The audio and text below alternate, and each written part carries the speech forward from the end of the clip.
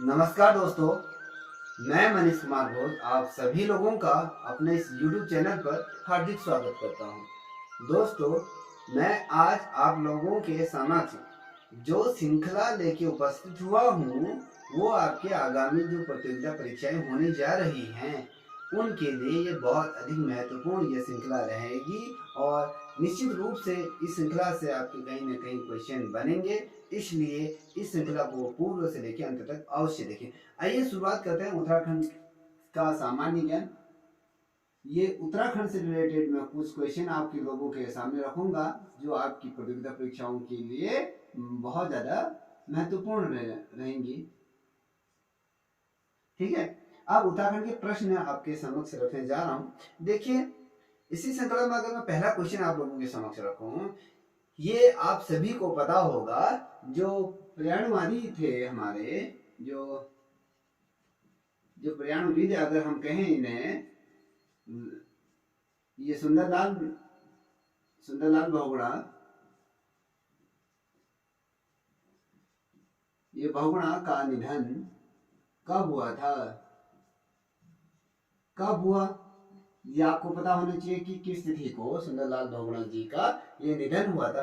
देखिए दोस्तों, इनका जो निधन हुआ था, इनका जो अगर निधन की बात करें तो 21 मई 2021 को इनका क्या हुआ था? निधन हुआ था। 21 मई 2021 को इनका क्या हुआ था? निधन हुआ था। कभी पूछा जाता है इनका कार्य क्षेत्र के बारे में पूछा जाता है, तो इनका कार्य क्षेत्र अगर हम देखें तो पर्यावरण पर ही इनका पूरा जीवन क्या रहा? समर्पित रहा। संपूर्ण जीवन इन्होंने वनों के संरक्षण और उनके तमाम चीजों पर अपना संपूर्ण जीवन न्यौछावर कर दिया गया। इनके द्वारा ये कहा गया है, क्या जंगल, क्या मिट्टी, बयार, क्या जीवन के हैं यही आधार, ये तमाम चीजें इनके द्वारा कही गई हैं। और इन्होंने कहते हैं, इन्होंने अपने प्रारंभिक परीक्षा जब उत्तीर्ण की, उसके बाद कहीं ना कहीं इनके हृदय में पर्यावरण के प्रति बहुत ज्यादा अलग थी। अगर हम बात करें जो चिपको आंदोलन के अगर जनक की अगर हम बात करें, तो इन्हीं के द्वारा चिपको आंदोलन को एक नया रूप, एक नया प्रदान किया गया था। और इन्होंने ही हिमालय के जो 500 मीटर, हिमालय के 500 मीटर के दायरे में ये जो जंगल थे, जंगलों को काटने से पूरी तरीके से प्रतिबंध लगा दिया। भारत सरकार को इनके सामने झुकना पड़ा और जो पहले 10 साल का जो समय था, उसको इंदिरा गांधी ने बढ़ाकर 20 साल कर दिया। 20 साल तक आपके हिमालयी क्षेत्र के अंतर्गत कहीं पर भी कोई भी वृक्ष नहीं कर सकते हैं। तो ये इन्होंने बहुत ऐसी चीजें की अपनी लाइफ में, इनके बारे में हम जितना कहें उतना कम है। कहते हैं जब इन्हें पद्मश्री से सम्मानित किया जा रहा था, इन्होंने भारत सरकार से वो पद्मश्री लेने से मना कर दिया। उन्होंने ये कहा कि ये पद्मश्री मैं तब लेने लायक रहूंगा जिस दिन वृक्षों की जो कटान है उस पर यदि पूर्ण रूप से अगर जिस दिन प्रतिबंध लग जाएगा, तो वास्तव में इस जो पद्मश्री है, मैं इसका असली हकदार रहूंगा। आपने मुझे पद्मश्री दे दिया, उसके बाद आप जंगलों का जब दोहन है निरंतर करते रहेंगे, तो उसका कोई औचित्य नहीं बनता है मेरे इस सम्मान से। तो ये तमाम चीजें इन्होंने अपनी लाइफ में करी, पर्यावरण को एक नई ऊंचाई और एक नई दिशा देने में इन्होंने अपना कार्य किया। कभी क्वेश्चन बनता है, मनोज सरकार कौन है? मनोज सरकार का संबंध किससे है, ये पूछा जा सकता है। बहुत ज्यादा महत्वपूर्ण प्रश्न है। तो दोस्तों, ये बहुत ज्यादा महत्वपूर्ण प्रतियोगिता परीक्षाओं में पूछा जाता है। और अगर मनोज सरकार का संबंध किस खेल से है, ठीक है, किस खेल से है, तो दोस्तों आपको पता होना चाहिए, पैरा बैडमिंटन। ये पैरा बैडमिंटन से इनका क्या है? ये कार्य क्षेत्र, ये पैरा बैडमिंटन से ये जुड़े है। ठीक है, अब बात करते हैं अगला। कभी क्वेश्चन में पूछा जा सकता है कि अरुण कुमार, देखिए, ठीक है, अरुण कुमार कौन है? क्वेश्चन पूछा जा सकता है कि अरुण कुमार, जो इसको अरुण कुमार सूद के नाम से भी जाना जाता है, सूद का संबंध किससे है? संबंध किससे है? तो आपको पता होना चाहिए कि इनका जो संबंध है आपका वॉलीबॉल वॉलीबॉल से इनका क्या है, वॉलीबॉल से ये वॉलीबॉल के ये खिलाड़ी हैं, ठीक है, खिलाड़ी ये उत्तराखंड के हैं, ये पूछा जा सकता है, इसलिए मैं आपको देखिए कभी क्वेश्चन ये बनता है कि शौर्य चक्र प्राप्त करने वाले प्रथम व्यक्ति कौन थे। शौर्य चक्र प्राप्त करने वाले व्यक्ति के बारे में बताना है। जो ये व्यक्ति हैं जय कृत सिंह रावत हैं। देखिए जो शौर्य चक्र की बात करें, शौर्य शौर्य चक्र प्राप्त करता कौन है, ये प्राप्त करता कौन है, ठीक है। ये इसलिए महत्वपूर्ण है क्योंकि आपके एग्जाम में पूछा जा सकता है। जयकृत सिंह क्या है, जयकृत सिंह रावत क्या है, ये आपके शौर्य चक्र प्राप्त करता है प्रथम, ठीक है। अगर यहाँ पे लिख देता हूँ प्रथम, ये ध्यान में रखिएगा। अब क्वेश्चन क्या बनता है, अगला क्वेश्चन अगर आपको बताऊं कि दोस्तों कि जो उत्तराखंड के जो ग्लेशियर हैं, देखिए उत्तराखंड के ग्लेशियर वैज्ञानिक वैज्ञानिक किसे किसे जाना जाता है, किसे कहते हैं, ये पता होना चाहिए आपको। उत्तराखंड के ग्लेशियर वैज्ञानिक के नाम से कौन जाना जाता है दोस्तों। अगर हम इसकी अगर बात करें, ये डी.पी. डोभाल को जाना जाता है, जो आपके क्या है उत्तराखंड के ग्लेशियर वैज्ञानिक के रूप में इन्हें जाना जाता है। बहुत ज्यादा महत्वपूर्ण प्रश्न है। और एक चीज और बहुत ज्यादा महत्वपूर्ण ये प्रश्न है, देखिए जो अग्री एक आता है आपको, अग्री जो शब्द है, अग्री जाति के लोग किसका खनन कार्य करते हैं। जो अग्री जो जनजाति के लोग किसका ये खनन करते हैं, ये आपको बताना है। या देखिए अगर हम इसके खनन की अगर हम बात करें तो ये धातुओं का क्या करते हैं खनन, ये मात्र एक धातुओं का, ठीक है। ये एक मात्र जो जाति अग्री जनजाति के लोग क्या करते हैं, धातुओं का ये क्या करते हैं खनन, ये करते हैं, उनको जमीन से निकालते हैं, तमाम चीजें ये करते हैं। अब देखिए अगला क्वेश्चन मैं आप लोगों के समक्ष रखूं, देख नागपति नाग, ठीक है, और साथ ही अगर इसको दूसरे तरीके से अगर बात करें, गणपति नाग भी इसे कहा जाता है। देखिए गणपति नाग नाग, ठीक है, ये जो शब्द आ रहा है इसको समझिएगा, बहुत ज्यादा महत्वपूर्ण है।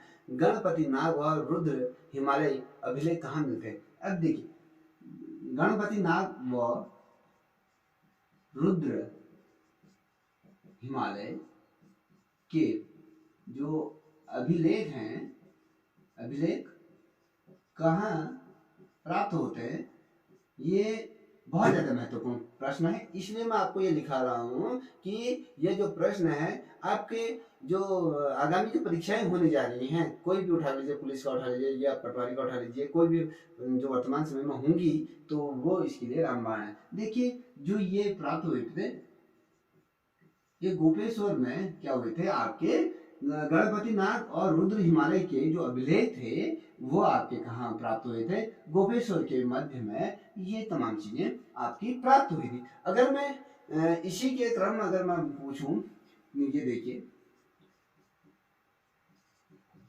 ये गोपेश्वर को मुख्यालय कब बनाया गया था, कभी क्वेश्चन बनता है तो आपको इसका आंसर सटीक पता होना चाहिए कि 1969 में गोपेश्वर को क्या किया था, हेडक्वार्टर या मुख्यालय के रूप में इसे बनाया गया था। ठीक है दोस्तों, ये चीज है। अब इसी कड़ी में मैं अगला प्रश्न आपको लिखाऊं जो महत्वपूर्ण है, क्योंकि ये जो क्वेश्चन है ये कई ऐसे क्वेश्चन हैं जो आपके पिछले दफे के जो प्रतियोगिता परीक्षाएं हुई थी उनका समावेशित रूप इसमें दिया गया।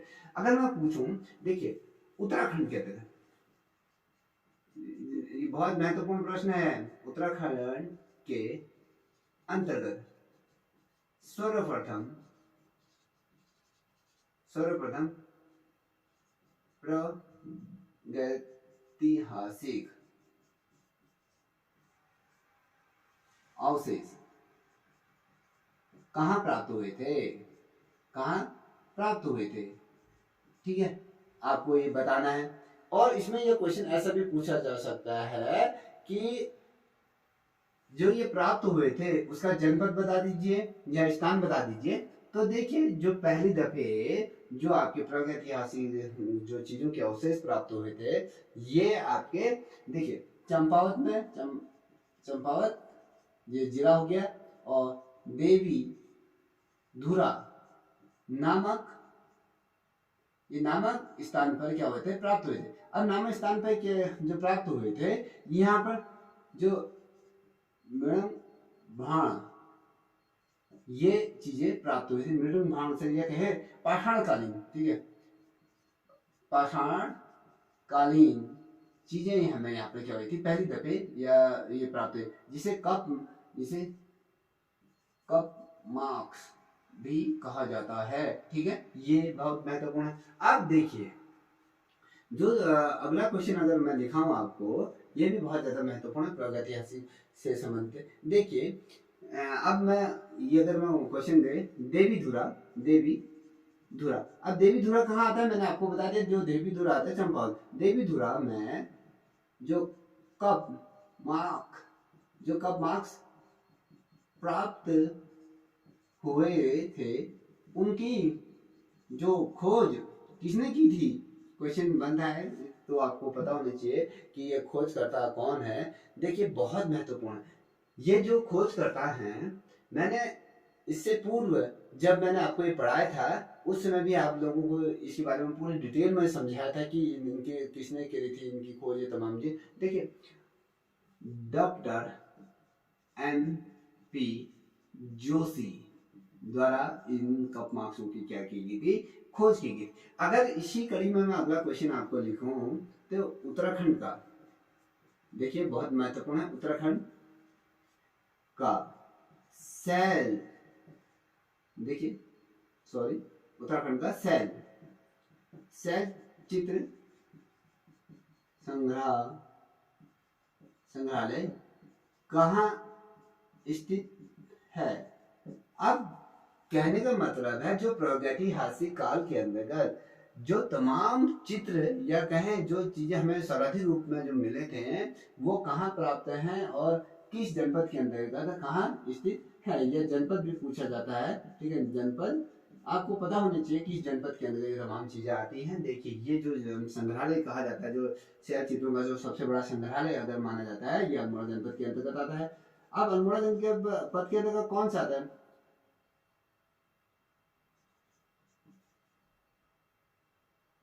ये लखुडियार गुफा है। ठीक है, लखुडियार गुफा में क्या कहा जाता है, आपके सबसे अधिक जो शैल चित्र जो प्राप्त हुए लखुडियार गुफा के अंदर ये तमाम चीजें प्राप्त हुई हैं, और ये जो है शैल चित्रों का सबसे बड़ा संग्रहालय के रूप में इसे माना जाता है। और एक चीज और बता दूं, देखिए उत्तराखंड के अल्मोड़ा जो जनपद है, वहां से 4 मुद्राएं प्राप्त हुई थी। वो जो मुद्राएं थी वो कहाँ संरक्षित है, देखिए अल्मोड़ा से प्राप्त 4 मुद्रा कहाँ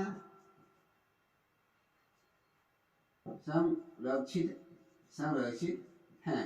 जो 4 मुद्राएं हमें जो प्राप्त हुई थी प्रागैतिहासिक काल से रिलेटेड, जो ये कहाँ सुरक्षित है, जो 4 मुद्राएं हैं, देखिए आपको पता होगा, क्योंकि यहाँ पर ब्रिटिश हुकूमत पहले क्या था, आपके जो चंद वंश थे या पौरव वंश थे या जिनमें गढ़वाल या कुमाऊं की जितने भी वंशज रहे, और साथ ही अगर हम बात करें फिर उसके बाद आपके जो आपके गोरखाओं द्वारा उत्तराखंड में अपना आधिपत्य स्थापित किया गया था। उसके पश्चात अगर हम बात करें, फिर ब्रिटिश हुकूमत आई थी, ईस्ट इंडिया कंपनी ने बहुत अधिक समय पर यहाँ पर राज किया, या कहें उसके बाद जो मुगल आए, मुगलों के बाद आपकी ईस्ट इंडिया कंपनी आई। तो जब यहाँ पर उत्तराखंड में जब मुगलों का शासन रहने के बाद, या कहें जो ब्रिटिश हुकूमत का जो शासन रहा, तो इसमें हमारे उत्तराखंड में 24 ऐसे कमिश्नर रहे जिन्होंने उत्तराखंड की दिशा और उसके निर्माण में बहुत अधिक सहायता करी, या कहें एक नई परिपाटी का गठन यहाँ पर किया गया। और जो ये मुद्राएं थी और जो ये अल्मोड़ा से जो प्राप्त जो मुद्राएं प्राप्त थी, अब कहाँ संरक्षित हैं, तो कभी क्वेश्चन पूछा जाता है। तो ये क्या है, ब्रिटिश, ये ब्रिटिश संग्रहालय क्या है, ब्रिटिश संग्रहालय म्यूजियम लंदन में ये क्या है, सुरक्षित, ये क्या है, सुरक्षित है। जो अल्मोड़ा से जो 4 प्रकार की जो मुद्राएं प्राप्त हुई थी, अगर उनकी बात करें, जो मुद्राएं अगर हम वर्तमान समय में अगर संरक्षण की बात करें, तो ब्रिटिश संग्रहालय म्यूजियम लंदन में ये क्या है, सुरक्षित रखी गई हैं। आज भी अगर कभी लंदन जाना होता है तो आप यहाँ पर देख सकते हैं। अब अगर मैं बात करूं, जो सोमचंद के समय में कुमाऊं का जो शासक कौन था उसमें, जिसमें सोमचंद के समय में कुमाऊं का शासक कौन था, सोमचंद के समय में, ठीक है, सोमचंद्र के समय कुमाऊं का शासक कौन था, ये आपको बताना है, बहुत ज्यादा महत्वपूर्ण है।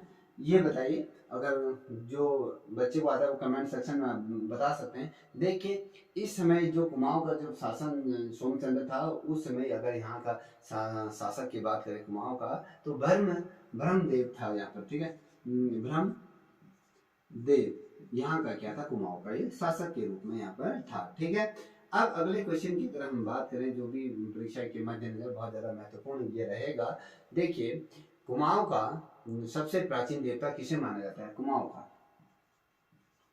कुमाऊं का सबसे प्राचीन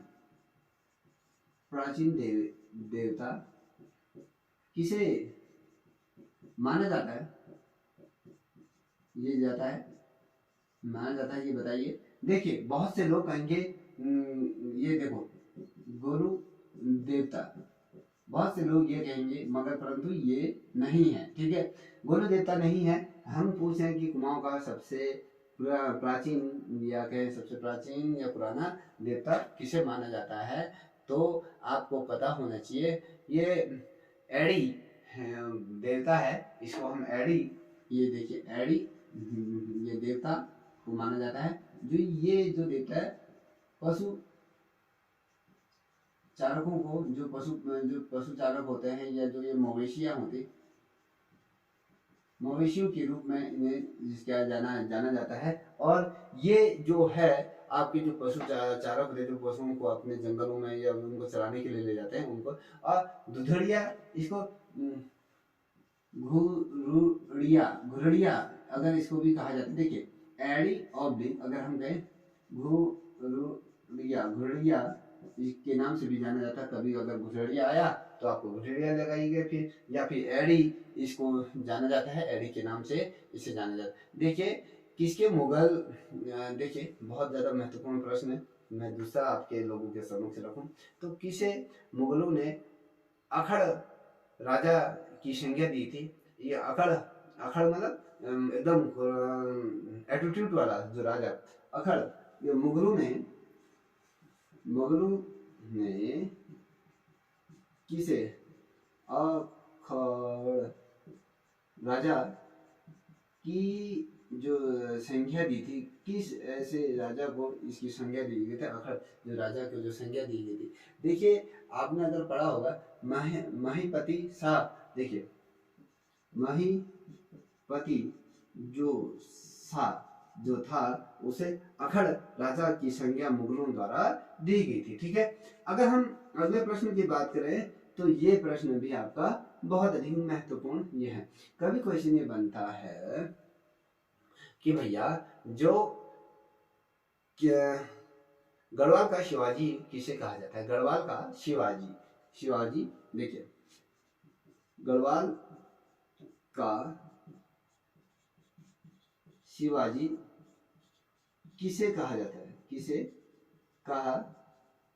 है, आप बताइए, अगर किसी को आता है तो कमेंट सेक्शन में बता सकते हैं। देखिए जो ये कहा गया फतेह शाह को क्या कहा गया, गढ़वाल का शिवाजी के नाम से इसे जाना जाता है। ठीक, अब अगला प्रश्न यदि मैं आप लोगों के समक्ष रखूं, ठीक है, देखिए जो डोटियाली जो रानी थी, देखिए डोटियाली, जो डोटियाली रानी के पुत्र का नाम क्या था। क्वेश्चन पूछा जा सकता है। आपने अगर जो ये वंश हैं, चाहे गढ़वाल वंश की बात करें या कुमाऊं वंश की बात करें, यदि आपने पढ़ा होंगे तो आपको इसका क्वेश्चन आता होगा। देखिए ये प्रद्युम्न शाह को क्या कहा जाता है, डोटियाली रानी का पुत्र कहा जाता है। अब देखिए कभी क्वेश्चन क्या पूछा जाता है कि भैया जो प्रद्युम्न शाह है उनकी माता का नाम बताइए, बताइए क्वेश्चन आ जाता है। तो ये जो उनकी माता का नाम है डोटियाली, डोटियाली रानी के रूप में इन्हें जाना जाता है। ठीक है, बहुत ज्यादा महत्वपूर्ण प्रश्न है। और अगला प्रश्न अगर मैं आप लोगों के समक्ष रखूं, ये भी आपके परीक्षा के दृष्टिकोण में बहुत ज्यादा, टेहरीम का जो पहला जो भूमि बंदोबस्त कब हुआ था, टेहरी का, ठीक है, टेहरी, टेहरी का प्रथम प्रथम भूमि बंदोबस्त कब हुआ था, ये आपको बताना है। ये किसके समय में हुआ, उस समय कौन राजा था। देखिए वहां का जो बंदोबस्त हुआ था ये 1823 में हुआ था। जो सुदर्शन शाह था उसके समय में ये हुआ था। कब हुआ था आपके 1823 में ये हुआ था। किसके द्वारा शुरू किया गया था ये पहला भूमि बंदोबस्त, ये सुदर्शन शाह द्वारा इसको प्रारंभ किया गया। अगर हम अगले क्वेश्चन की अगर बात करें तो ये भी आपके लिए बहुत ज्यादा महत्वपूर्ण है। देखिए उत्तराखंड में किसके लोक नायक के रूप में जाना जाता है। अब उत्तराखंड का देखिए मैं यहाँ पर शॉर्ट में लिखता हूँ। देखिए उत्तराखंड का लोक नायक के रूप में जाना जाता है, ये बताइए। देखिए ये बहुत ज्यादा महत्वपूर्ण प्रश्न है, कई दफे क्वेश्चन पूछा गया है आपके।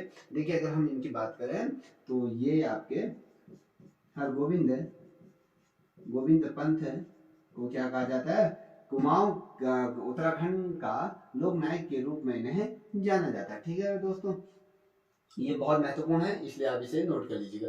देखिए भोटिया जनजाति के लोग जब विवाह को क्या कहते हैं, देखिए भोटिया जनजाति के लिए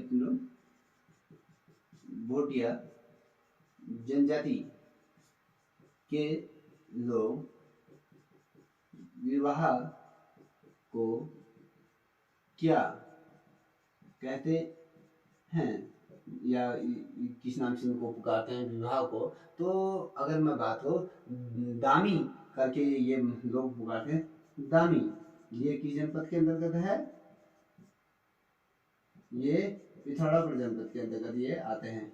पिथौरागढ़ जनपद में ये रहते हैं। थाल मंगशाली ये तमाम चीजें आते हैं। देखिए भोटिया जनजाति के लोग विवाह को क्या कहते हैं, तो दामी ये शब्द इनके लिए आता है। बहुत ज्यादा महत्वपूर्ण प्रश्न है, यदि आप इसे नोट करना चाहते हैं तो नोट कर लीजिए। देखिए एक क्वेश्चन जो बना था ये भी बहुत ज्यादा क्वेश्चन बहुत ज्यादा महत्वपूर्ण है। ये आपकी कहीं दफे क्वेश्चन पूछा गया, ऑपरेशन मुक्ति किससे संबंधित है। देखिए ये ऑपरेशन मुक्ति किससे किससे संबंधित है, संबंधित है, ये बताना है आपको। देखिए इसे बहुत ज्यादा महत्वपूर्ण प्रश्न है, ये आप इसको ध्यान में रखिएगा। जो ऑपरेशन मुक्ति किससे संबंधित है, अगर ये बात करें तो ये जो बाल भिक्षा जो मांगते हैं ना उन बच्चों को उनसे इससे निजात दिलाने के लिए, उनको रोकथाम के लिए इस ऑपरेशन मुक्ति को चलाया गया है। देखिए कहने का मतलब है जब छोटे छोटे बच्चों को एक राज्य से दूसरे राज्य में अगवा कर लिया जाता है, उनका अपहरण किया कर लिया जाता है, उनके हाथ पैर तोड़ दिए जाते हैं, तो उनको जो भिक्षा प्रवृत्ति में धकेल दिया जाता है, उनको भीख मंगवाई जाती है। तो ऑपरेशन मुक्ति का मेन संबंध जो है बाल भिक्षा को रोकना है, ठीक है। बाल भिक्षा पर क्या है, रोक लगाना, पूर्ण रूप से इसे समाप्त कर देना है, इसका मतलब ये है। ये वाला क्वेश्चन बहुत ज्यादा महत्वपूर्ण है, इसलिए मैंने आप लोगों के समक्ष इसे साझा किया, ठीक है। अब अगला क्वेश्चन अगर मैं बात करूं, जो ये परीक्षा के पद नजर कई दफे पूछा गया, देखिए ये जो प्रश्न है आपने कहीं दफे ये क्वेश्चन पढ़ा होगा, विछेंद्री पाल के बारे में पढ़ा है ना आप लोगों ने। तो विछेंद्री पाल का जन्म कहाँ हुआ था, ये आपको बताना है। विछेंद्री पाल का जन्म कहाँ हुआ था, कौन से जनपद में हुआ था, कौन से गांव में हुआ था, कभी ये भी पूछा जाता है किस वर्ष हुआ था। तो अगर इनके जन्म की अगर बात करूं तो 23 मई 1984 को इनका क्या हुआ था, सॉरी, अगर हम इनके जन्म की बात करें तो 24 मई 1954 को, ठीक है, 23 मई 1954 को इनका जन्म हुआ था। अब पूछा जाता है कि किस स्थान पर इनका जन्म हुआ था, ये बताना है किस स्थान पर हुआ था, कौन से जनपद में हुआ था। देखिए नाकुरी एक गांव है जो आपके उत्तरकाशी में आता है, नाकुरी गांव में इनका क्या हुआ था, जन्म हुआ था। काशी जनपद की ये रहने वाली है, मूल रूप से उत्तरकाशी जनपद से ये बिलोंग करती हैं। और कभी क्वेश्चन बनता है कि विछेंद्री पाल है, इन्होंने सर्वप्रथम जो एवरेस्ट गए या हिमालय देखिए एवरेस्ट की चढ़ाई कब की, किस वर्ष की, ये क्वेश्चन ये बनता है। तो आपको पता होना चाहिए कि इनके द्वारा जो एवरेस्ट में जो इनके द्वारा चढ़ाई की गई थी 24 मई 1984 को इनके द्वारा क्या किया था, हिमालय की फतह की सबसे बड़ी जो चोटी है उसको इन्होंने क्या किया, फतह किया था, ठीक है। बहुत ज्यादा महत्वपूर्ण है ये प्रश्न, आपके क्या है प्रतियोगिता परीक्षाओं में अवश्य पूछे जाते हैं विछेंद्री पाल से। देखिए कभी क्वेश्चन बनता है कि विछेंद्री पाल को अर्जुन अवार्ड से कब सम्मानित किया गया था, ये पहला क्वेश्चन। फिर ये क्वेश्चन ये भी बन सकता है कि इनको जो पद्मश्री किस वर्ष दिया गया था, इनको किस वर्ष दिया गया था। पद्मश्री की बात कर रहा हूं मैं, किसको, विछेंद्री पाल।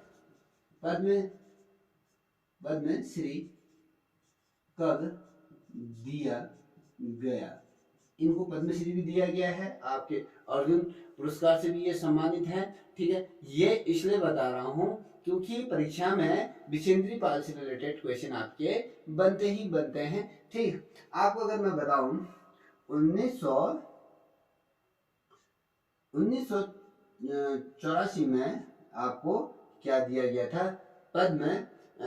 1984 में पद्मश्री से इनको क्या किया था, सम्मानित किया गया था। 1984 में पद्मश्री और 1986 में इनको आपके अर्जुन अवार्ड से ये सम्मानित किया गया। साथ ही अगर हम बात करें इनको बहुत से ऐसे अवार्ड अलग अलग विधाओं में इनको दिए गए हैं। और कभी क्वेश्चन ये बनता है कि मौला राम तोमर जो थे, इनकी मृत्यु कब हुई, किस वर्ष हुई। मौला राम तोमर की बात करूं, ठीक है, मौला राम तोमर की मृत्यु कब हुई, आता है क्वेश्चन, तो आपको ये पता होना चाहिए कि इनकी मृत्यु कब हुई थी? अगर इनकी मृत्यु की अगर मैं बात करूं तो 1833 में जो मौलाना राम जो तोमर थे इनकी मृत्यु ये हो गई थी। ठीक है।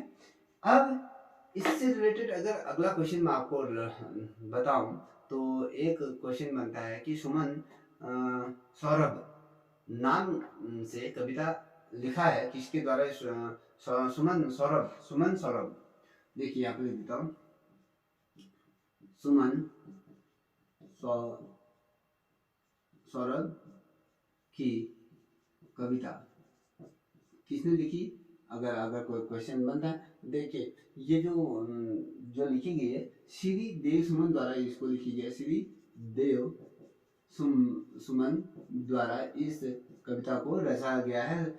सुमन सौरभ की कविता की जो रचना की गई है वो श्री देव सुमन द्वारा ये की गई है। बहुत ज्यादा महत्वपूर्ण प्रश्न है। देखिए अब इसी कड़ी में मैं अगला क्वेश्चन आपके लिए रखूं जो आपके एग्जाम के लिए बहुत ज्यादा महत्वपूर्ण रहेगा। देखिए एक है गढ़वाली मेघदूत और गोरा बादल पुस्तक। देखिए क्वेश्चन फिर रिपीट कर रहा हूँ, गढ़वाली मेघदूत और गोरा बादल नामक जो पुस्तक किसके द्वारा लिखी गई है? देखिए मैं यहाँ पर लिख देता हूँ, गढ़वाली मेघदूत और गोरा बादल ये किसके द्वारा ये चीजें रची गई हैं? तो आपको पता होना चाहिए ये शिव प्रसाद डबराल द्वारा इनको किया गया, रचा गया है, इनके द्वारा इनको लिखा गया। बहुत ज्यादा महत्वपूर्ण ये प्रश्न है। ये आपके जो लेखन से संबंधित जो चीजें आ सकती हैं ये क्वेश्चन पूछा जा सकता है। और देखिए मिनी जिम कॉर्बेट किसके द्वारा कहा गया था? देखिए मिनी का मतलब क्या होता है? छोटा होता है। छोटा जिम कॉर्बेट की बात करो, जिम कॉर्बेट जो पार्क है किसने कहा? ये संज्ञा किसने दी कि मिनी जिम कॉर्बेट पार्क की जो संज्ञा किसने दी गई थी? देखिए ठाकुर दत्त द्वारा इसको दी गई थी। ठाकुर दत्त द्वारा ये बोला गया था मिनी जिम कॉर्बेट पार्क। ठीक है। अब इसी कड़ी में मैं अगला क्वेश्चन आपको रखूं। देखिए कुंवर सिंह को, जो कुंवर सिंह थे, देखिए जो कुंवर सिंह थे उनको हाथी माई से किसने पुकारा? तो कभी क्वेश्चन बनता है तो कि ये किसने कहा था? ये देखिए फिर दोबारा क्वेश्चन रिपीट करा।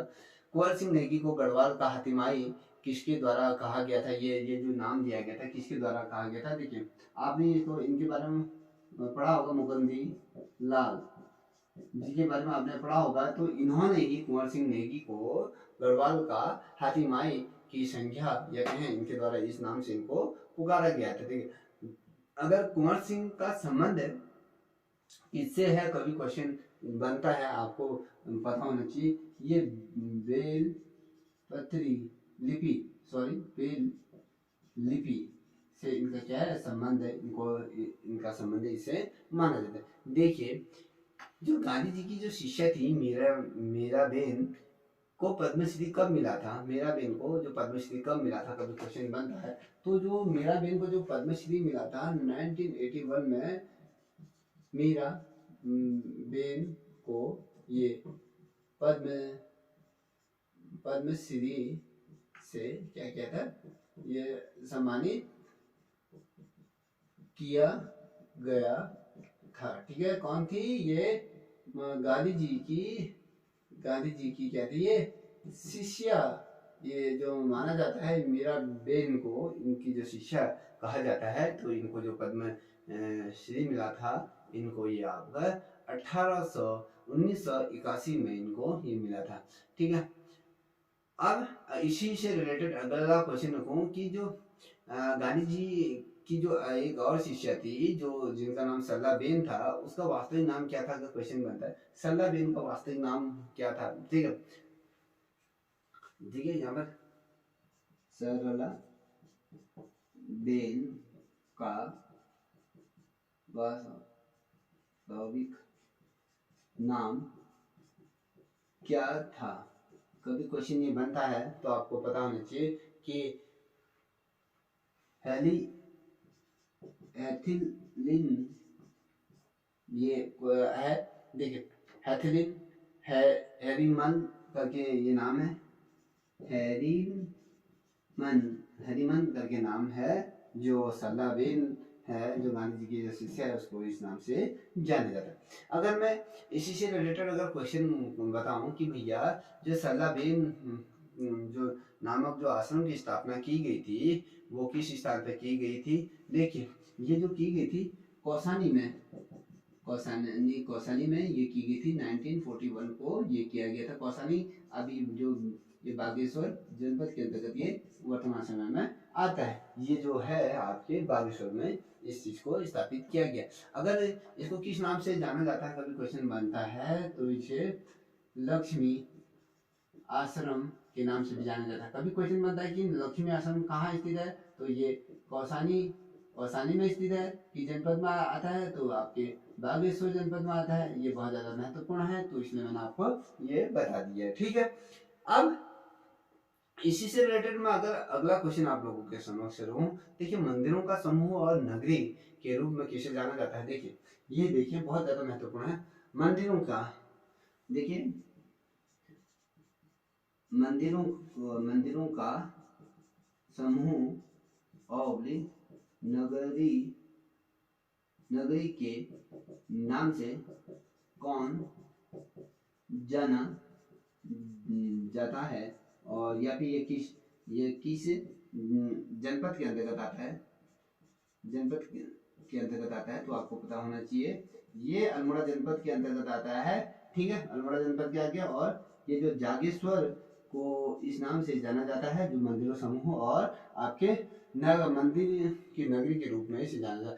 अब कभी क्वेश्चन ये बनता है कि मंदिरों की नगरी के रूप में कौन जाना जाता है। आपके दिमाग में एक क्वेश्चन और होगा, मंदिरों की नगरी के रूप में जो जाना जाता है द्वारहाट को भी ये जाना जाता है। मंदिरों की इसको मंदिरों का नगर इसे कहा जाता है, नगर के रूप में जाना जाता है, ठीक है। बहुत ज्यादा महत्वपूर्ण प्रश्न है, इसको भी नोट कर लीजिएगा।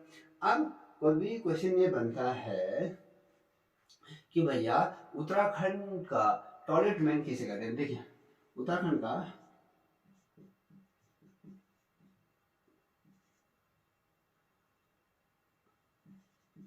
ये टॉयलेट मैन की संज्ञा किसे दी गई है। कोई भी क्वेश्चन बनता है तो आपको ये पता होना चाहिए कि उत्तराखंड का जो टॉयलेट मैन कौन है। ये बहुत अधिक महत्वपूर्ण प्रश्न है। रमेश भेटेजा करके ये नाम है, ठीक है। इनको क्या कहा जाता है, उत्तराखंड का टॉयलेट मैन इनको कहा जाता है, ठीक। अब इसी कड़ी में मैं अगला प्रश्न आपके सामने रखूं, ये भी आपकी प्रतियोगिता परीक्षाओं के मद्देनजर से बहुत ज्यादा महत्वपूर्ण। देखिए वरिष्ठ गुफा साथ ही वरिष्ठ कुंड, ये दोनों किस जनपद के अंतर्गत है, किस जनपद के अंतर्गत आते हैं। कभी क्वेश्चन, अब बहुत से लोग कहेंगे भैया ये आपके चमोली जनपद के अंतर्गत आते हैं या फिर रुद्रप्रयाग के अंतर्गत आते हैं।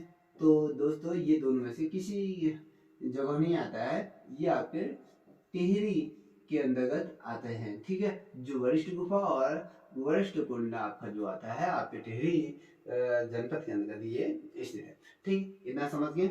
अब इसी से रिलेटेड देखिए भैया सूर्य मंदिर कहाँ स्थित है, आपको ये पता होना चाहिए। तो सूर्य मंदिर आपके अल्मोड़ा में, ये पठान अल्मोड़ा में स्थित है। देखिए ओम पर्वत किस जनपद में ये स्थित है। कभी क्वेश्चन बनता है तो आपको पता होना चाहिए जो ओम जनपद है ये पिथौरागढ़ जनपद के अंतर्गत ओम पर्वत ये आता है, ठीक है।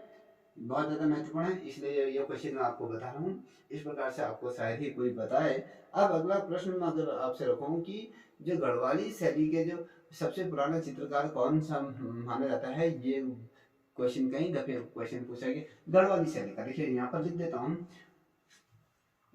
गढ़वाल गढ़वाल का सबसे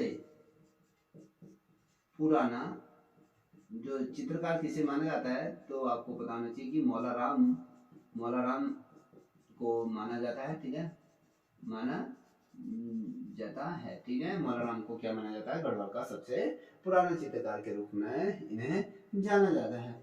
अब अगला क्वेश्चन अगर मैं बताऊं आपके सामने रखूं, तो जो एक पेंटिंग है, Garhwal painting some notes and Molaram Garhwal school of painting, जो ये पुस्तक किसके द्वारा लिखी गई है, कभी क्वेश्चन बनता है तो आपको ये पता होना चाहिए। जो ये क्वेश्चन की जो सही आंसर है, वेस्टर्न मुकुंदी लाल द्वारा जो Garhwali painting some notes of Molaram Garhwal school of painting जो लिखी गई है, ये आपके वेस्टर्न मुकुंदी लाल द्वारा इसको लिखा गया। अब इसी से रिलेटेड अगला क्वेश्चन बनाऊं, तो गढ़वाली चित्रकला शैली किसकी पुस्तक है, जो गढ़वाल चित्र शैली किसकी पुस्तक है, क्वेश्चन बनता है। तो जो पुस्तक लिखी गई है, यशवंत सिंह कठैत द्वारा इस चित्र को लिखा गया है। और पहाड़ी चित्रकला की पुस्तक किसके द्वारा रची गई है, तो आपको पता होना चाहिए किशोरी लाल वैद्य द्वारा इन चीजों को क्या किया गया है, रचा गया है। और साथ ही अगर मैं बताऊं दोस्तों, देखिए उत्तराखंड का रंग बिरंगी मिट्टी की मूर्तियां को क्या कहा जाता है, जो उत्तराखंड में जो रंग बिरंगी जो मूर्तियां बनाई जाती है उनको डिगरे, देखिए डिगरे ये कहा जाता है, ठीक है। डिगार भी इनको कहा जाता है,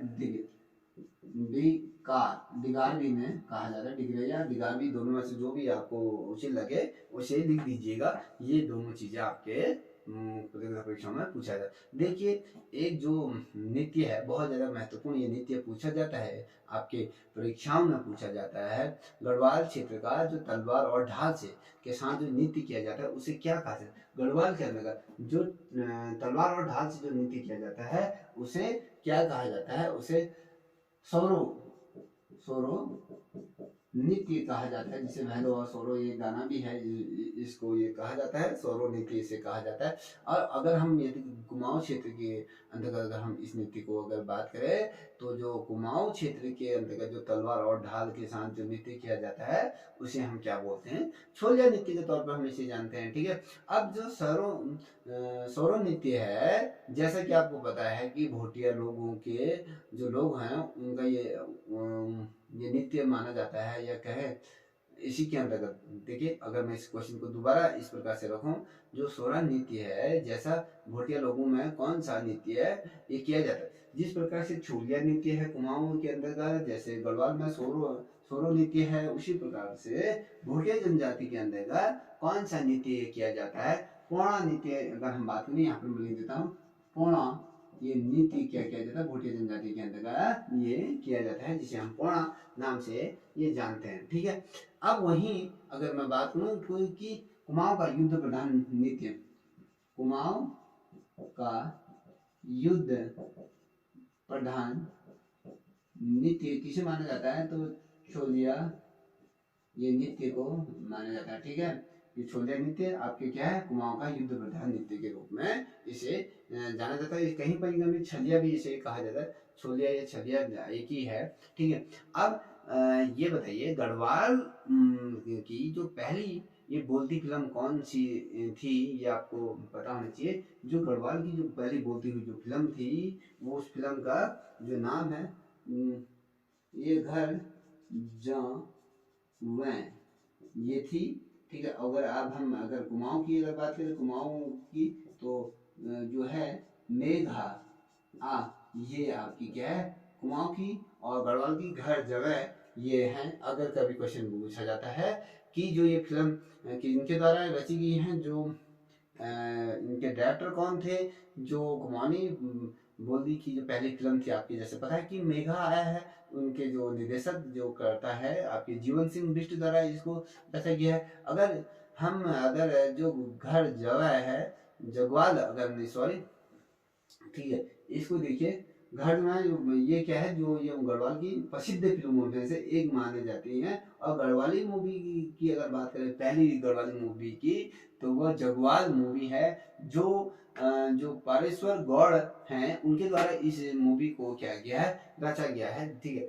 अब देखिए कुमाऊं की, अगर हम कुमाऊं गढ़वाल की बात करें या संपूर्ण उत्तराखंड की अगर बात करें, तो उत्तराखंड की जो सर्व प्रसिद्ध जो मूवी है कौन सी मानी जाती है, उत्तराखंड की अगर हम बात करें, तो ये जो मूवी है, ये घर जो है विश्वेश्वर नौटियाल द्वारा इसको किया गया है, इसका निर्देशन किया गया है। और देखिए ये प्रश्न भी बहुत ज्यादा महत्वपूर्ण प्रश्न है, डोला पाल के आंदोलन किसके द्वारा चलाया गया। आपको पता है होना चाहिए कि जयानंद भारती द्वारा जो ये तमाम चीजों को ये जो डोला पाल के आंदोलन है, इसको जयानंद भारती द्वारा चलाया गया था। अब डोला पाल के आंदोलन ये क्या होता है, जो स्वर्ण समाज की जितने भी जो अपर कास्ट के जो लोग होते हैं, क्योंकि कास्टिज्म होता नहीं है, स्वर्णों द्वारा पंडितों द्वारा बनाया गया है तमाम चीजें, एक प्रकार की ये गलत धारणा है। मैं इसके पक्षधर कभी ना हूँ ना कभी रहूंगा। जो पढ़ा लिखा जो समाज होगा, इन कृतियों से हमेशा अपने आप को दूर रखना। देखिए जो डोला पाल के आंदोलन था, जो जयानंद भारती ने जो निम्न वर्ग के जो लोग थे उनको डोली में बैठने में, लकड़ी की डोली में बैठने का ये अधिकार नहीं था, तो इनके द्वारा इस अधिकार को उन लोगों को दिलाया गया। क्या किसी को डोली में बैठने से या रथ में बैठने से क्यों रोकना हो रहा है, क्या ऐसी मानसिकता है? बैठ गया तो इसमें कौन सी बड़ी आफत आ जाएगी आप लोगों को। ठीक है।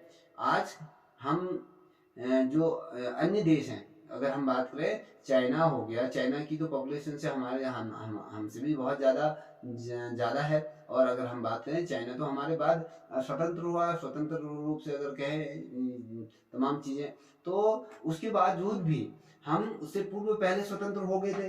तो आज हम धर्म के आगोश में किस प्रकार से हमने अपने देश को कहाँ से कहाँ ला के खड़ा कर दिया, और चाइना जो इतनी जनसंख्या पॉपुलेशन होने के बाद जो बाद में आज़ाद हुआ था, उसके बावजूद भी आज वो अन्य ग्रहों की खोज कर रहा है और आकाश गंगा में अन्य पृथ्वी जैसे ग्रहों को खोज रहा है। और हम कहाँ तक सीमित हैं, धर्म और जाति भेद के अंतर्गत में ही क्या है, पूर्ण रूप से समर्पित हैं, या कहें उसी में ही उलझे पड़े हैं। हम ना मेडिकल के क्षेत्र में अच्छे हैं, ना आपके एजुकेशन के क्षेत्र में अच्छे हैं। हमारे देश में कोई तो चीज़ अच्छी होती है, ना हमारी आर्थिक स्थिति अच्छी है, ना हमारी राष्ट्रीय आय अच्छी है, ना आपकी इंडस्ट्रियल क्षेत्र में अच्छी है, ना हम प्रौद्योगिकी क्षेत्र में बेहतर है। किसी भी क्षेत्र में हाँ, इंडिया कहें जो विकसित राष्ट्र होते हैं उनकी श्रेणी में कभी भी नहीं रहा। विकासशील देशों की श्रेणी में लिखा, विकासशील देशों की श्रेणी में तो आपके पाकिस्तान भी है, तो हम तो पाकिस्तान के ही बराबर हैं अगर देखा जाए। कहाँ हम चाइना की को कम्पीट करने की बात करते हैं। बेशक हम बड़े बड़े मंचों से बड़ी बड़ी बातें करते हैं, मगर वास्तव में अगर देखोगे तो भारत का जो एजुकेशन सिस्टम है, या कहें मेडिकल का सिस्टम है, या जो हमारी मूलभूत आवश्यकताएं हैं, तो वो कहीं ना कहीं एकदम निम्न स्तर की है। आज हमारे देश में अधिक से अधिक लोग जो मेडिकल की पढ़ाई करने के लिए यूक्रेन अन्य देशों में जाते हैं, क्योंकि वहाँ पर आपकी जो मेडिकल की फीस है बहुत कम है, इंडिया में बहुत अधिक है। अगर हम कहें जो कोरोना काल में आपको पता ही होगा कि हमने चाइना से उसके यूजलेस वेंटिलेटर खरीदे। क्या हम इतने सशक्त नहीं थे कि हम वेंटिलेटर का निर्माण कर सकें? तो तमाम चीज़ें, बहुत सी ऐसी चीज़ें हैं वो मुद्दे से भटक जाती हैं। तो कहने का मतलब है ये तमाम चीज़ें ये हैं। देखिए आपको एक जब आप उत्तराखंड पढ़ते होंगे, प्रागैतिहासिक काल पढ़ते होंगे, उसका उत्तराखंड का सामान्य परिचय पढ़ते होंगे, तो उसमें स्कंद पुराण में गढ़वाल मंडल को क्या जाता है, और स्कंद पुराण में कुमाऊं मंडल को क्या कहा जाता है। देखिए गढ़वाल को केदार खंड के नाम से जाना जाता है, और कुमाऊं को मानस खंड। अब ये देख लीजिए, गढ़वाल के अंतर्गत केदार मंदिर है, तो ये लेके चलिएगा, उसे ऐसे याद करिएगा कि भैया गढ़वाल मंडल में आपके केदार मंदिर है तो केदार खंड है, कुमाऊं में नहीं है तो ये मानस खंड ये लेके चलिए।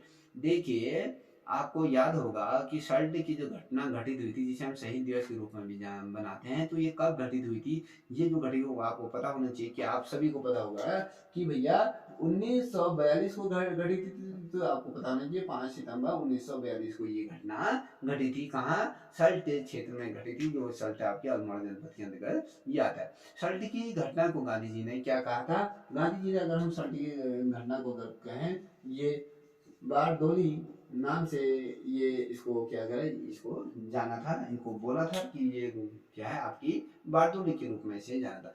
देखिए ये वाला क्वेश्चन भी बहुत ज्यादा महत्वपूर्ण है जो मैं आपके सामने रखने जा रहा हूँ। देखिए श्री देशुमन थे, देशुमन कब शहीद हुए थे? आपको पता होना चाहिए कि 25 जुलाई 1944 को। देखिए देशुमन की मृत्यु कब हुई थी? अगर यहाँ पर देख, जो देशुमन की मृत्यु कब हुई थी, कब हुई, तो आपको पता होना चाहिए कि इनकी मृत्यु कब हुई थी। देखिए ये इसलिए बता रहा हूँ क्योंकि आपकी प्रतियोगिता परीक्षाओं में कई दफे पूछा जा सकता है। 25 ये जुलाई आपके 1944 में इनकी क्या हो गई थी? मृत्यु हो गई थी। ठीक है, ये इनका निधन हो गया था। ठीक है, और देखिए किस ताल को रहस्य ताल भी कहा जाता है उत्तराखंड में, और कंकाली ताल भी इसे कहा जाता है। तो आपको पता होना चाहिए, आपने यदि पढ़ा हो गया तो जो ये ताल है आपके रूप कुंड है, जिसे रहस्यमय ताल के रूप में भी ये जाना जाता है, और ये किस जनपद में है? तो आपके चमोली जनपद के अंतर्गत ये आता है। ठीक है, हड्डियों से भरा हुआ ये ताल भी इसे कहा जाता है, क्योंकि यहाँ पर बहुत अधिक एक ही स्थान पर बहुत से सैनिकों के क्या मिले थे? आपके कंकाल तमाम चीजें मिली थी। और रूप कुंड की खोज किसने की थी? कभी क्वेश्चन ये बनेगा तो आपको पता होना चाहिए कि रूप कुंड की खोज किस व्यक्ति द्वारा की गई थी? तो यह स्वामी परवीणानंद करके हैं, इनके द्वारा इसे खोजा गया था। कभी क्वेश्चन ये भी बनता है कि हर की दून क्या है, या हर की बुग्याल किस कहाँ स्थित है? देखिए हर की दून की जो बुग्याल की अगर हम बात करें, ये जो बुग्याल है आपके उत्तरकाशी जनपद के अंतर्गत ये बुग्याल आता है।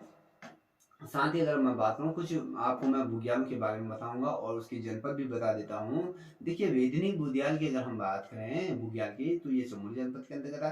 केदार कांठा नाम से बुग्याल है, ये उत्तरकाशी जनपद के अंतर्गत आता है। साथ ही जौराई करके एक बुग्याल है, ये जो बुग्याल है दोस्तों, ये टिहरी के अंतर्गत ही आता है। और मक्खन उत्सव या दयारा जो बुग्याल है, इसको मक्खन उत्सव के रूप में इसमें मक्खन की होली खेली जाती है। ये तमाम चीजें भी आती हैं। तो कभी क्वेश्चन पूछा जाता है कि ये किस जनपद के अंतर्गत आता है, तो आपको पता होना चाहिए कि आपका ये उत्तरकाशी जनपद के अंतर्गत आता है।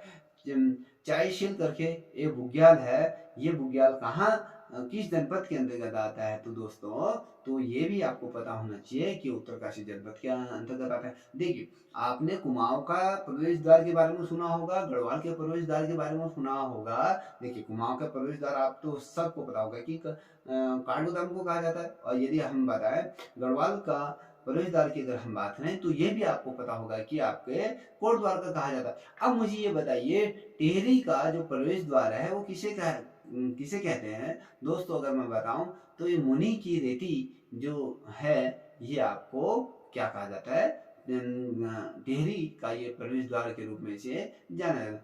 कभी क्वेश्चन ये भी बनता है कि जो फूलों की घाटी है, फूलों की घाटी के पैदल में कौन सी नदी बहती है? तो इसे पुष्पावत नदी के रूप में जाना है, क्योंकि पुष्प ही पुष्प तमाम घाटी में फैले रहते हैं, तो इसको पुष्पवती नदी के रूप में भी जाना जाता है। और लॉ कॉलेज राजकीय विधि कॉलेज कहाँ स्थित है? क्वेश्चन भी ये भी आ सकता है। तो आपको सभी को दिमाग में ये दौड़ रहा होगा भैया या तो ये कुमाऊं यूनिवर्सिटी के अंदर होगा, नैनीताल के अंतर्गत होगा, या गढ़वाल में होगा। दोस्तों ये आपके अगर मैं बताऊं, ये जो राजकीय विधि कॉलेज होता है, जो स्थित है आपके गोपेश्वर चमोली जनपद के अंतर्गत ये कॉलेज आता है। और देखिए वानिकी प्रशिक्षण संस्थान की अगर हम बात करें, ये किस जनपद के अंतर्गत स्थित है? तो ये भी पता होना चाहिए कि ये फलाने फलाने जनपद के अंतर्गत स्थित है। देखिए प्रशिक्षण का मतलब होता है ट्रेनिंग देना होता है। तो जो वनों से संबंधित जैसे रेंजर हो गया, फॉरेस्ट गार्ड हो गया, और आपके जो ग्राम प्रहरी होते हैं, या अलग अलग जो वन विभाग के अंतर्गत जो पोस्टें होती है, उनके अंतर्गत उन लोगों को यहाँ पे जो प्रशिक्षण दिया जाता है, हल्द्वानी नैनीताल के अंतर्गत इसको दिया जाता है। साथ ही अगर हम बात करें जो नेहरू युवा नेहरू पर्वतारोहण संस्थान है, जिसे हम NIM भी इसे कहा जाता है, तो ये किस जनपद के अंतर्गत है, इसकी स्थापना कब हुई थी, क्वेश्चन पूछा जा सकता है। तो ये उत्तरकाशी के अंतर्गत स्थित है और इसका जो स्थापना हुई थी 14 नवंबर 1965 को इस संस्थान की क्या की गई थी, स्थापना की गई। देखिए भारतीय पशु चिकित्सा संस्थान की अगर हम बात करें तो कहाँ है, किस जनपद के अंतर्गत स्थित है, तो बहुत से बच्चे ये दिमाग में खोजे यार ये कहाँ है कहाँ है, भारतीय पशु चिकित्सा संस्थान की बात कर रहा है। तो दोस्तों अगर मैं बात करूं, ये जो भारत का पहला पशु चिकित्सा संस्थान जो स्थापित किया गया था मुक्तेश्वर रामगढ़ के अंतर्गत इसे स्थापित किया गया। अब ये किस जनपद के अंतर्गत आता है, ये उत्तराखंड के नैनीताल जनपद के अंतर्गत आता है। देखिए एक चीज में देखिए कोरोना काल भी बीच में चला था, तो उससे रिलेटेड क्वेश्चन बन सकते हैं। देखिए वैक्सीन रिसर्च इंस्टीट्यूट कहाँ स्थित है, कभी क्वेश्चन पूछा जाता है। पांडवा खंडार के नाम स्थान है, ये नैनीताल जनपद के अंतर्गत आता है। और ये वाला क्वेश्चन भी बहुत ज्यादा कई दफे क्वेश्चन पूछा गया है, Indian institute for Ayurveda for drug research का भी क्वेश्चन पूछा जाता है कि किस जनपद के अंतर्गत आता है। तो दोस्तों ये आपके ताड़ीखेत अल्मोड़ा के अंतर्गत आता है। और drugs composition research centre unit की कहाँ ये स्थापित किया गया है, तो दोस्तों ये रानीखेत अल्मोड़ा में इसको क्या किया गया है, स्थापित किया।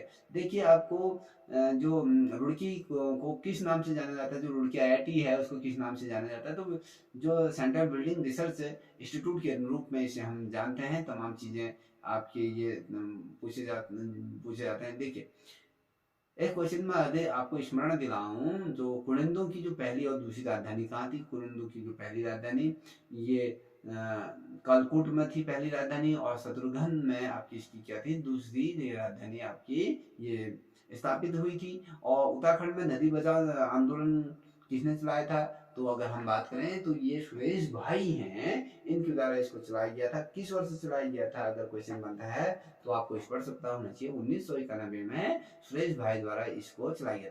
ये देखिए कभी क्वेश्चन बनता है रक्षा सूत्र, देखिए यहाँ पर लिख देता हूँ रक्षा सूत्र, ये आंदोलन को किसने चलाया, आंदोलन को किसने चलाया था, तो ये है सुरेश भाई, ठीक है, जिन्होंने नदी बचाओ आंदोलन जो प्रारंभ किया था, ये 1991 को ये आंदोलन इन्होंने प्रारंभ किया था। तो कौन है, सुरेश भाई ये हैं, इनके द्वारा ये तमाम चीजें की गई थी। ठीक है दोस्तों, अब इसी क्रम में अगर मैं एक महत्वपूर्ण प्रश्न और बता देता हूँ कि जय श्री ट्रस्ट की स्थापना उत्तराखंड में किसने की, तो ये जो ये की गई थी, ये बुद्धि वल्लभ थपलियाल करके हैं, इन्होंने ये की गई थी। और देखिए उत्तराखंड के अंतर्गत जो जाड़े की रात और घसियारी नृत्य के लेखक कौन है, जाड़े की रात और घसियारी नृत्य किसके द्वारा किया गया है, क्वेश्चन आता है रणवीर सिंह बिष्ट द्वारा क्या किया गया, जाड़े की रात और घसियारी नृत्य के रूप में इसे जाना गया। और रणवीर सिंह बिष्ट का संबंध किस चीज से है, कभी क्वेश्चन बनता है, बहुत दफे पीसीएस में, लोअर पीसीएस में, अगर समाज कल्याण में, ग्रुप सी में, तमाम जगह ये क्वेश्चन पूछा गया है रणवीर सिंह का बिष्ट का संबंध किस से संबंध है, तो ये आपकी चित्रकला से इनका क्या है संबंध है। देखिए गांधी जी ने किस क्रांति को रक्तविहीन क्रांति के रूप में कहा गया था, कभी क्वेश्चन में, कुलदीप वगैरह की जो क्रांति थी उसको आपको क्या कहते हैं, रक्तविहीन क्रांति के रूप में इसे जाना जाता है। क्यों कहा जाता है, क्योंकि इस क्रांति के दौरान, इस आंदोलन के दौरान कहीं भी एक खून का कतरा नहीं गिरा, तो इसलिए इस क्रांति को रक्तविहीन क्रांति के रूप में कहा जाता है। इस आंदोलन का जो कोली वगैरह हुआ था, जो 13 से 14 जून 1921 को जो हुआ था, इसमें एक प्रकार का भी क्या हुआ, खून नहीं गिरा था, और एक है खून का एक कतरा नहीं गिरा था। उत्तरायणी मेला कहाँ लगता है, क्वेश्चन बनता है कि भैया आपको पता होना चाहिए, बागेश्वर में उत्तरायणी में। और रुद्र हिमालय का प्रवेश द्वार किसे कहा जाता है, तो ये भी पता होना चाहिए, रुद्रप्रयाग को कहा जाता है। अगर रुद्र हिमालय का प्रवेश द्वार की बात करें, जहाँ पर रुद्र लगा गया वहाँ पर प्रयाग जोड़ दीजिएगा तो रुद्रप्रयाग बन जाएगा। ठीक है, ये तमाम क्वेश्चन मैं आप इसलिए बता रहा हूँ क्योंकि आपके प्रतियोगिता परीक्षाओं में ये आएंगे। देखिए कभी क्वेश्चन बनता है कि पत्थर बोलते हैं की जो रचना थी किसके द्वारा लिखी, ये उमा शंकर सतीश हैं, उनके द्वारा इसको लिखा गया। और छाया लेख बुग्याल की जनपद के अंतर्गत है, क्वेश्चन पूछे गए तो आप ये पिथौरागढ़। मठ का सूर्य मंदिर किस जनपद में है, ये चौबाड़ी पिथौरागढ़ के अंतर्गत आता है। जो उत्तराखंड में वृक्षारोपण दिवस कब मनाया जाता है, और देखिए उत्तराखंड के अंतर्गत यहाँ पर लिख देता हूँ, उत्तराखंड में वृक्षारोपण दिवस कब मनाया जाता है, और साथ ही आपके उत्तराखंड में हरियाली दिवस कब मनाया जाता है। ये अगर क्वेश्चन आता है तो 5 जुलाई को आपको क्या बनाया जाता है, हरियाली दिवस, और 25 जुलाई को क्या बनाया जाता है आपके ये वृक्षारोपण दिवस के रूप में उत्तराखंड में ये तमाम चीजें मनाई जाती हैं। आपको ये पता होना चाहिए, क्योंकि इसलिए बता रहा हूँ कि प्रतियोगिता परीक्षाओं में ये क्वेश्चन पूछे जाए। अगर क्वेश्चन कभी ये बनता है कि उत्तराखंड के प्रेरणा स्रोत के रूप में, प्रेरणादायक के रूप में जो दिवस को गठित किया गया है, किसके उपलक्ष्य में रखा है, कौन से शख्सियत के उसमें। देखिए 12 अगस्त को जो दिवस मनाया जाता है उत्तराखंड में प्रेरणा दिवस के रूप में, आपके जो पता है, जो आपके लोक गायक हैं, जो गढ़वाल के सुप्रसिद्ध जो गायक हैं नरेंद्र सिंह नेगी के गाने जो हम बहुत से सुनते हैं, ये आपके इनके नाम पे, जो इनके प्रेरणा को मद्देनजर रखते हुए 12 अगस्त को ये प्रेरणा दिवस में मनाया जाता है। कभी क्वेश्चन बनता है कि भैया उत्तराखंड में जो ब्रह्मकमल की कुल कितनी प्रजातियां पाई जाती हैं, तो आपको पता होनी चाहिए 224 प्रजातियां पाई जाती हैं। अगर हम विश्व की बात करें तो 210 के रूप में आपके यहाँ पर ये तमाम प्रजातियां आपके यहाँ पर देखने को मिलती हैं। दोस्तों यदि आप लोगों को ये वीडियो पसंद आई हो तो प्लीज़ अपने दोस्तों को भी ये वीडियो शेयर कीजिएगा, और साथ ही इस चैनल को भी सब्सक्राइब कीजिएगा, और अपने जो नए व्यूअर्स इसमें जुड़े हैं, यदि आपको अच्छा लगा तो प्लीज़ आप इस चैनल को सब्सक्राइब करें। यदि कोई बच्चा मेरे से ऑनलाइन पढ़ना चाहता है, गूगल मीट के माध्यम से पढ़ना चाहता है, तो आप मेरे इस नंबर पर संपर्क कर सकते हैं 7055107377। फिर आप मुझसे संपर्क कर सकते हैं। यहाँ पर आपको निःशुल्क किसी भी प्रकार का आपसे यहाँ पर 1 रुपया भी नहीं लिया जाएगा। आपको यहाँ पर 10 बजे से क्लासेस प्रारंभ होती हैं रात की। ये इसका कोई समय नहीं है कब तक ये क्लासेस चलती हैं, 1-2 बजे तक ये क्लासेस चलती हैं। तो यदि जो बच्चा इसका फ़ायदा उठाना चाहता है तो इस नंबर पे कॉल करके मुझसे संपर्क कर सकते हैं। तब तक के लिए इतना ही। जय हिंद, जय भारत, जय उत्तराखंड।